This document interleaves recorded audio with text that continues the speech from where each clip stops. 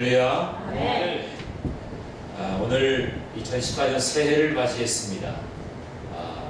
새해 가보년, 특별히 올해는 청마의 해라고 그러죠. 제 고등학교 때 상징이 청마였습니다. 청마의 기사처럼 아주 활력 있고 능동적으로 역동적인 걸 힘을 갖는 한 해가 되자라고 하는 거죠. 저희 막내 아들이 말띠입니다. 막내는 항상 즐거워요. 항상 아주 활기차요. 그래서 그 아이를 보면 왠지 좀 이렇게 좀 숙연해졌던 마음들이 다시 이렇게 활력을 얻을 때가 있습니다. 어느 집에 가도 아들만 있으면 참 깝깝하고 어떻게 사냐 모르잖아요. 더군다나 아들 둘이나 있으면 참 고단하겠다 그런 얘기를 많이 합니다. 저희 집에는 아들 하나 남자 하나긴 한데 무슨 말인지 모르시죠? 아들 하나 남자 하나예요. 근데 둘째가 딸 역할을 해서 참 재밌습니다. 요즘에도 안방에는 항상 제가 잘 틈이 없어요. 엄마는 같이 자겠다고 해가지고 제가 아주 그냥 비비고 들어갈 언덕이 없어서 아주 아침마다 피곤한데 잠을 제대로 못 자가지고 하여튼 올 한 해 청마의 기상이 여러분에게 함께하는 복된 은혜의 한 해가 되시길 간절히 바랍니다. 새해가 되면 누구나 다 마음의 소원을 갖게 되지 않습니까? 사람이 마음에 그래도 선한 마음을 가지고 올 한 해 정말 하나님이 기뻐하실 일들이 많이 열려졌으면 좋겠다 그런 마음을 가지고 준비하긴 하지만 그렇게 마음속에 계획하고 꿈꾸지만 우리 마음대로 되지 않는 것들이 참 많잖아요. 그래서 마음이 결심한 것도 3일을 넘기지 못해서 작심삼일이라는 말도 생겨나긴 했는데 중요한 것은 내가 마음먹은 대로 되지 않기 때문에 누구의 지배를 받는 것이 중요하다는 거예요. 그래서 우리가 성령 충만을 받아야 된다는 이유는 뭐냐면 성령의 지도를 받고 성령의 지배 아래에 있으면 우리가 눈치 못할 일이 없습니다. 그러니까 저와 여러분이 올 한 해는 성령으로 충만한 한 해가 되시길 간절히 바랍니다. 모에게 힘쓰고 말씀을 묵상하고 하나님이 나에게 주신 그러한 사명감에 불타오를 수 있는 그런 오늘 이 한 해가 이번 한 해가 될 수 있게 되기를 간절히 바랍니다. 오늘 제목을 하나님께 기쁨되는 새해라고 하는 말씀의 제목을 잡아봤습니다. 하나님께 기쁨이 되어지는 새해가 되기 위해서 우리는 어떠한 마음을 품어야 되겠는가 라고 하는 거죠. 오늘 본문의 로마서의 말씀을 보게 되는데 로마서는 두 부분으로 나뉘어지게 됩니다. 1장부터 11장까지는 우리가 무엇을 믿어야 되느냐 믿음의 대상, 믿음의 문제를 다루게 됩니다. 다시 말하면 우리가 믿는 내용과 그 대상을 보여주는 것이죠. 그게 1장부터 11장까지 기록되어 있습니다. 그리고 12장부터 16장까지는 실천편입니다. 그러면 믿는 자에게는 어떻게 삶을 살아가야 되겠는가 라고 하는 실천적인 문제를 다루는 것이 12장부터 16장에 나오는 그런 말씀입니다. 그런데 이 두 부분을 이어주는 아주 중요한 단어가 오늘 본문 12장 1절에 기록되어 있습니다. 그러므로 라고 하는 말입니다.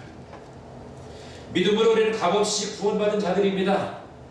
그렇기 때문에 그러므로 이제는 믿는 사람답게 살아가야 된다라고 하는 겁니다. 그래서 그러므로 라고 하는 말이 참 중요합니다. 접속사가 중요하다는 의미는 여러분 처음 들으셨을 거예요. 앞의 부분에 관해서 우리의 믿음의 대상, 그 내용에 관해서 설명했고 12장 들어오면서 첫 번째 그러므로 우리 믿음의 대상도 알고 믿음의 내용도 알았기 때문에 이제는 그러므로 우리가 이렇게 삶을 살아야 된다 라고 하는 것이죠. 그래서 그러므로가 중요합니다. 이제는 앉아서 공부했다면 일어서서 우리가 움직여야 되는 것이 바로 이 그러므로라고 하는 말씀에 담긴 표현인 것입니다. 여러분, 행함이 없는 믿음은 무슨 믿음이라고 해요? 죽은 믿음이라고 합니다. 아무리 믿음이 탁월하고 믿음의 견고함을 가지고 있다 할지라도 그것이 행함으로 드러나지 아니하면 그는 죽은 믿음과 같다했습니다. 우리는 믿음으로 구원받습니다. 그러나 우리가 하나님의 큰 상급을 얻는 것은 우리의 행함으로 상급을 얻는다. 이것이 우리에게 혼동되지 않아요. 우리가 행함으로 구원받는 것이 아닙니다. 믿음으로 구원받는다. 그러나 행함으로 그 믿음을 가지고 행함을 통해서 하나님께서 영광을 받으시고 우리는 하나님으로부터 큰 은혜를 더욱더 힘있게 되는 것입니다. 우리는 하나님께 영광을 위해서 오늘 하나님께 어떻게 기쁨을 올려드릴 수가 있겠는가? 저는 여러분에게 세 가지를 오늘 본문의 말씀에서 발견하고 그것을 같이 나누기를 원합니다. 첫 번째는 뭐냐면 헌신의 결단이 있는 예배입니다. 우리 함께 따라해 볼까요? 헌신이 있는 예배를 드리자. 헌신이 있는 예배를 드리자. 헌신의 결단이 있어요. 그러니까 내 몸을 산 제물로 하나님께 올려드리고자 하는 그런 간절한 열망이 우리에게 있어야 된다는 겁니다. 자, 오늘 1절의 말씀을 다 같이 한번 읽어보도록 하겠습니다. 시작. 그러므로 형제들아 내가 하나님의 모든 자비하심으로 너희를 권하노니 너희 몸을 하나님이 기뻐하시는 거룩한 산 제물로 드리라. 이는 너희가 드릴 영적 예배라. 아멘. 하나님이 기뻐하시는 거룩한 산 제물로 드리라는 거예요. 자, 이것을 한마디로 말하면 어떤 말을 말하는 것이냐면 헌신이라는 거예요. 헌신. 나의 모든 것을 다 내어 드릴 수 있는 것, 이것이 헌신이라는 거예요. 근데 사도 바울은 헌신을 이야기할 때 뭐라고 말했습니까? 너희에게 명령한다 라고 말하지 않고 너희를 권한다 이렇게 말했습니다. 권면한 거예요. 너희들이 헌신하는 것이 마땅하니까 너희들이 이렇게 문단하고 권면한 것입니다. 이 말을 다시 말하면 이 헌신이라고 하는 것이 우리 성도들의 마음속에 담고 그것을 우리의 의지로 표현해야 된다는 거예요. 헌신이라고 하는 것은 믿어서 되어지는 것이 아니라 그것이 나의 의지에 달려있다는 것입니다.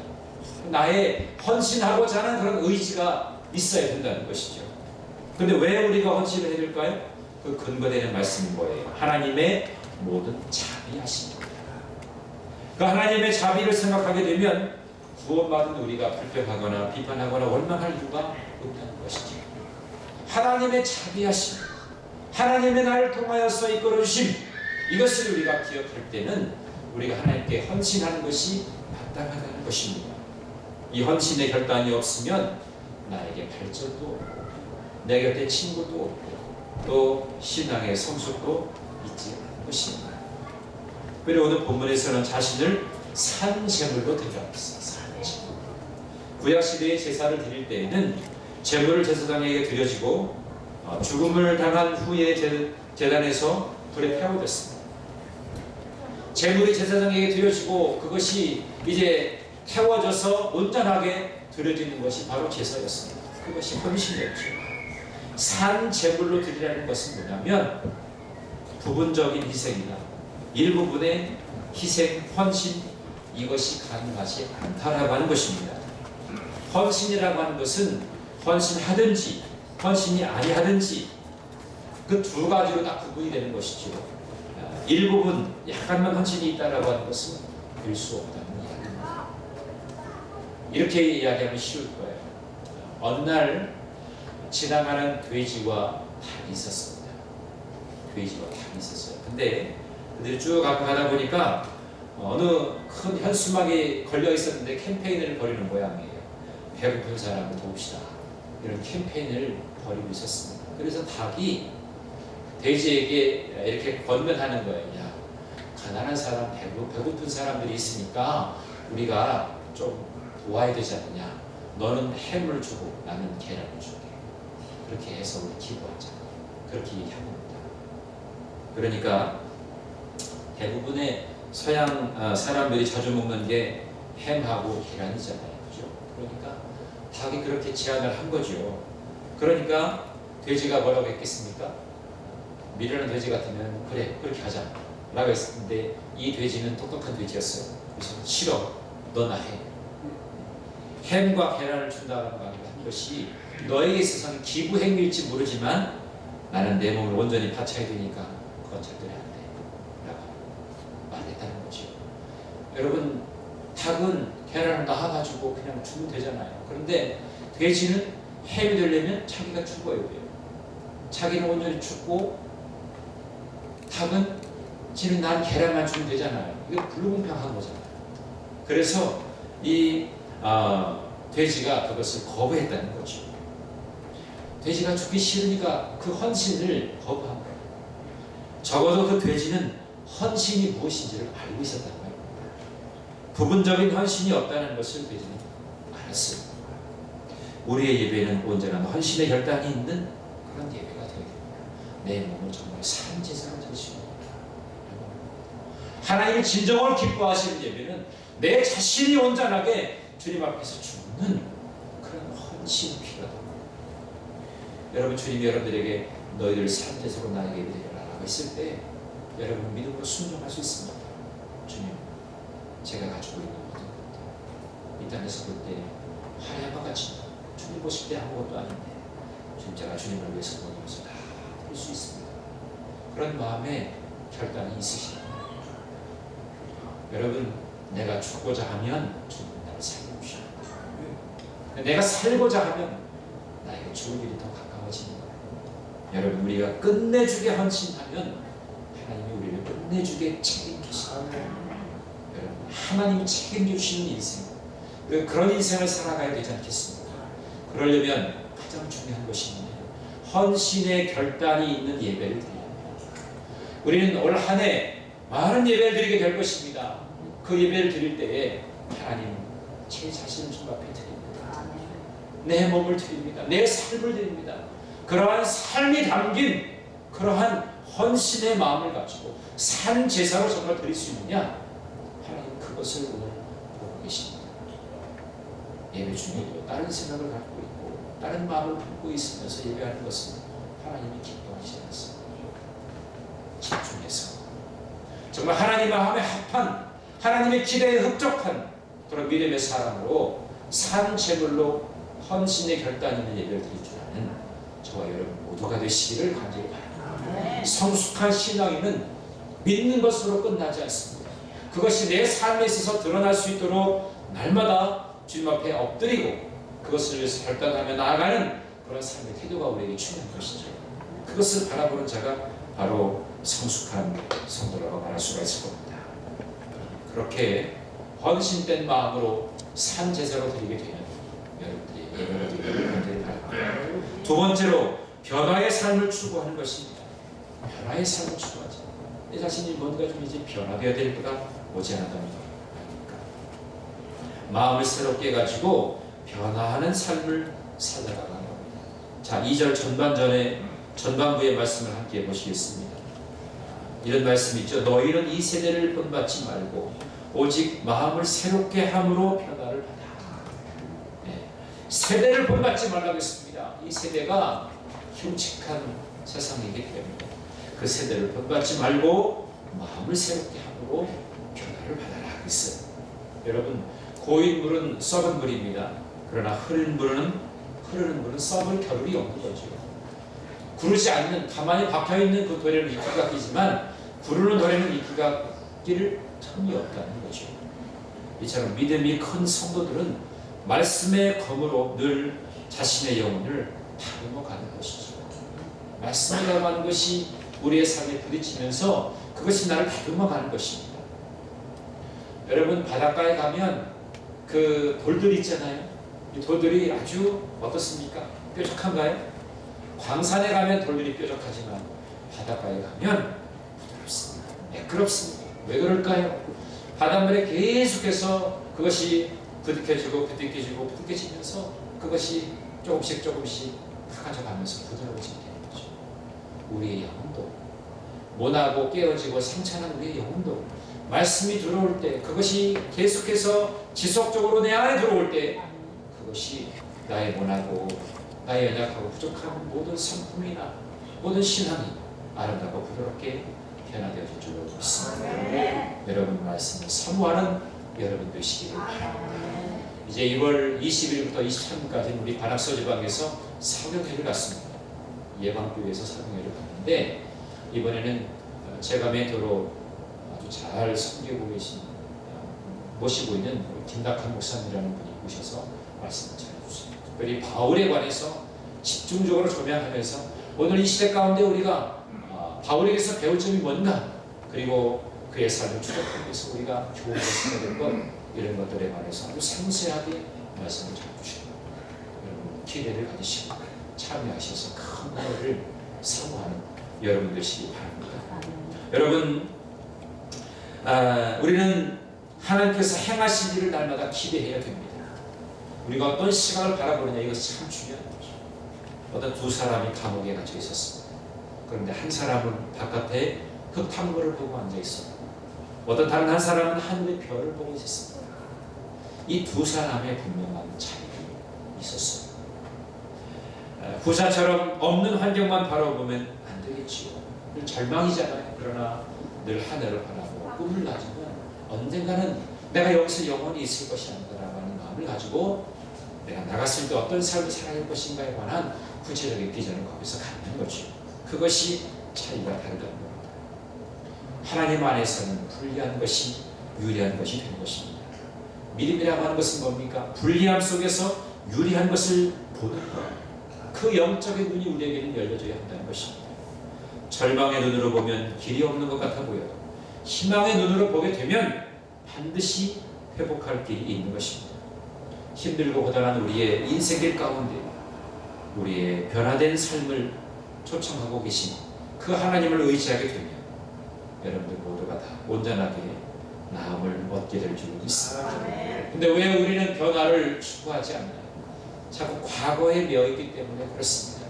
과거의 상처, 과거에 힘들었던 것, 어려운 것들이 자꾸만 나의 변화를 자꾸만 움츠려들게 하는 거예요. 내가 예전에 그랬는데 앞으로 내가 이렇게 할 수 있을까?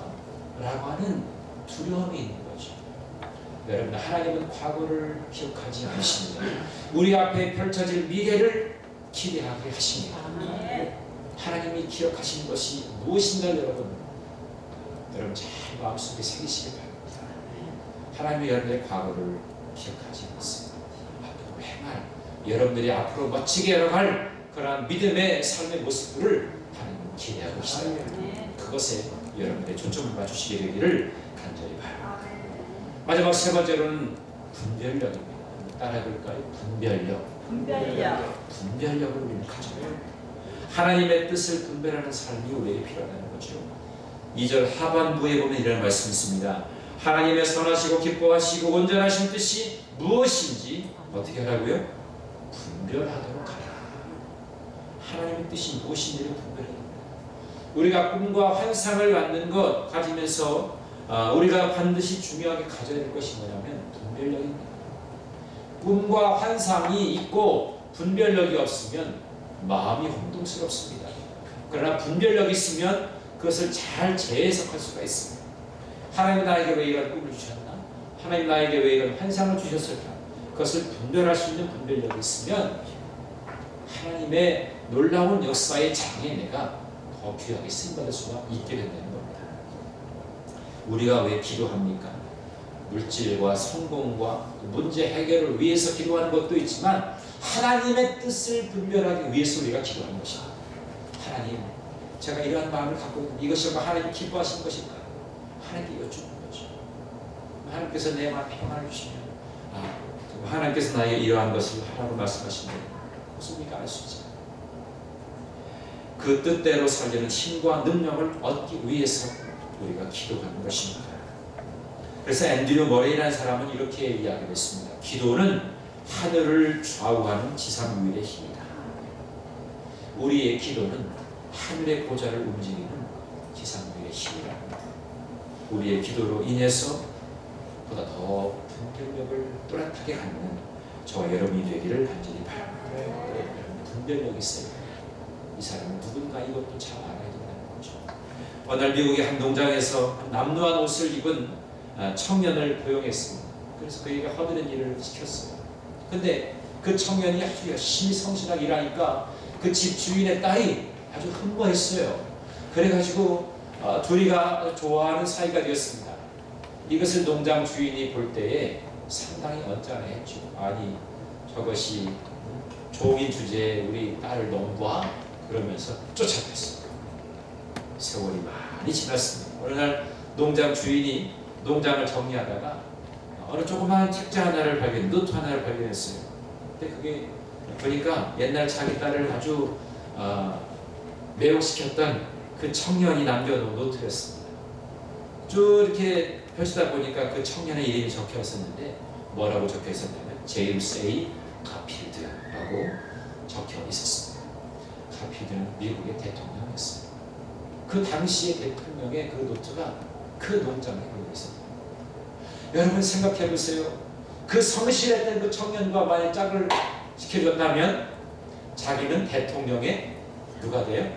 장인어른이 될 수 있었는데 그것을 분별하지 못하고 그냥 저 주제에 우리 딸을 넘봐 그러면서 쫓아냈더니 결국 이러한 결과를 갖게 되었다. 사람이 분별할 수 있어야 된다. 클린턴과 힐러리 여사의 예화 여러분들 잘 알고요.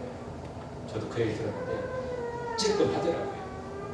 어느 날 클린턴과 힐러리 여사가 이제 차를 타고서 주유소에 딱 도착했습니다.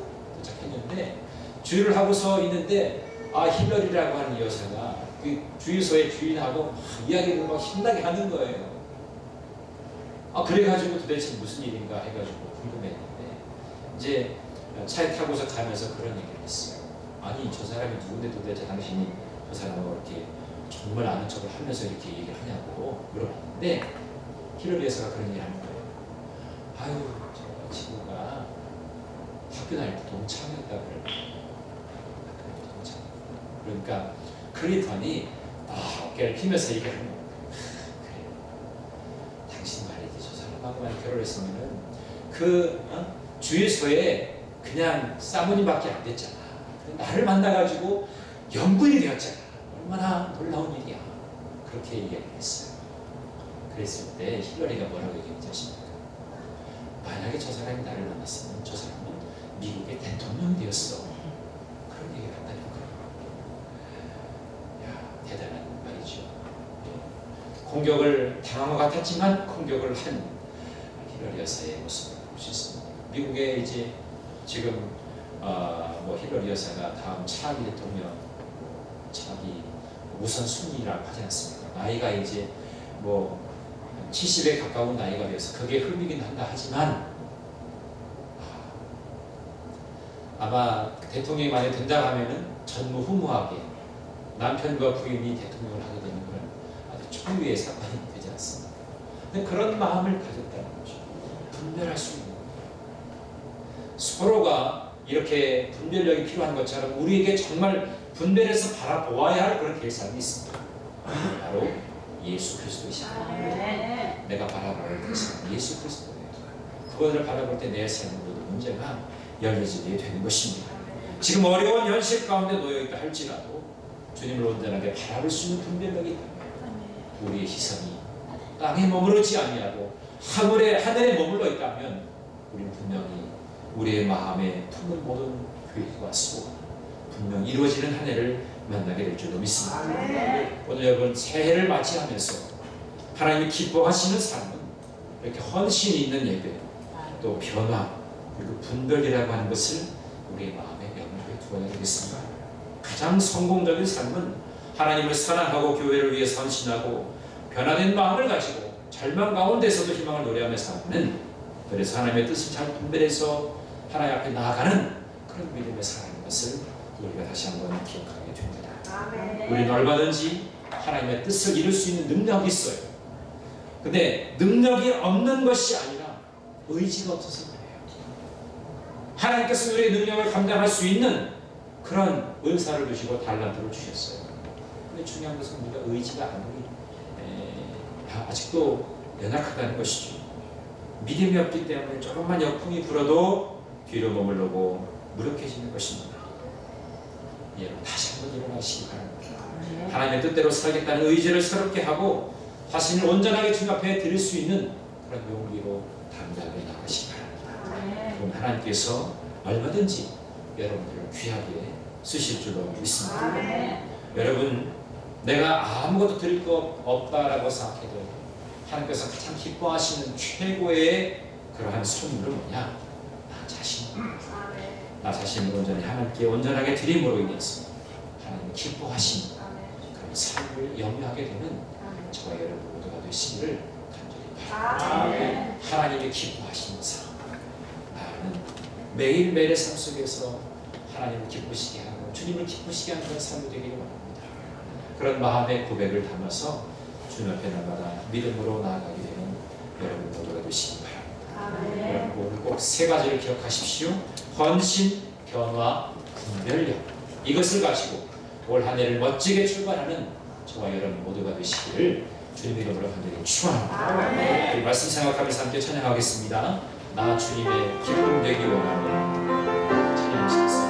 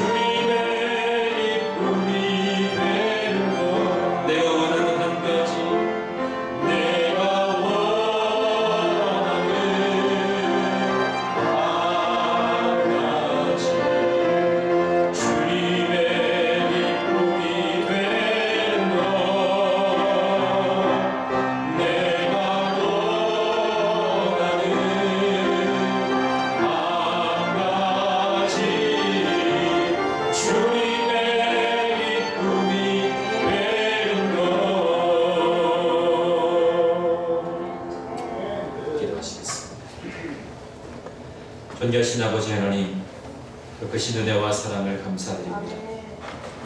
올 한 해를 살아가면서 하나님께서 기뻐하실 일을 추구하는 저희 모두가 되기를 원합니다.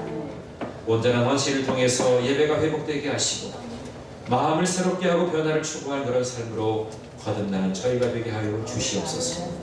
또한 어떤 일을 도모하든지 하나님의 뜻을 분별할 줄 아는 지혜로운 자가 되기를 원합니다. 멋진 한 해, 승리하는 한 해가 되어질 수 있도록 아버지 하나님 도와 주시옵소서. 주님이 우리를 기대하고 계십니다. 세상에 우리에게 기도를 요청하고 있습니다. 이 기대와 이 간절한 소원에 부응할 수 있는 우리 모두가 되게 하여 주시옵소서. 감사드리오며 사랑이 많으신 예수님의 이름으로 기도하였사옵나이다. 아멘.